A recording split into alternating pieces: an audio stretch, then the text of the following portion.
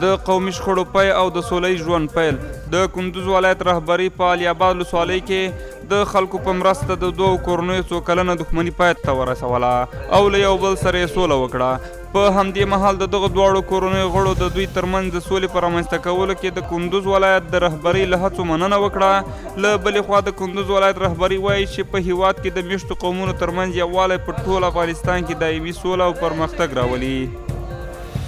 څار او ارزونه د حکومتولۍ د پیاوړتیا په موخه د کندوز ولایت مقام د څار او ارزونې کمیټه د پنج امو سیندیزې حوزې ریاست څخه د لیدنې په ترڅ کې د هغوی د کار او محاسبې چارې څارلې دي.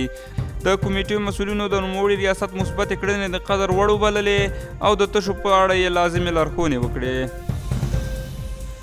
د اقتصادي وضعیت د ښه کولو لپاره د کور باغونو جوړول. د لاس په لاس موسسې مسؤلینو د خان آباد ولسوالۍ له مشرتابه سره په لیدنه کې د دې ولسوالۍ د 200 میرمنو لپاره د کور باغچې جوړولو خبر ورکړ. د دې پروګرام د پلان او پلي کولو موخه د کورنۍ اقتصاد وده او د هغو ښځو پر ځان بساینه ده چې کورنۍ نفقه په غاړه لري. د ښاروالۍ له بودیجې څخه 800 مترو په اوږدوالي د فرعي سړک د جغل اچول.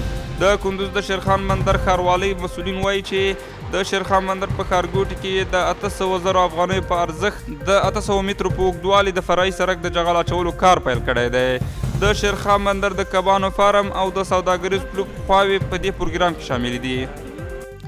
د مرستې رسونې د پیاوړتیا په موخه د کاري ناستې ترسره کول.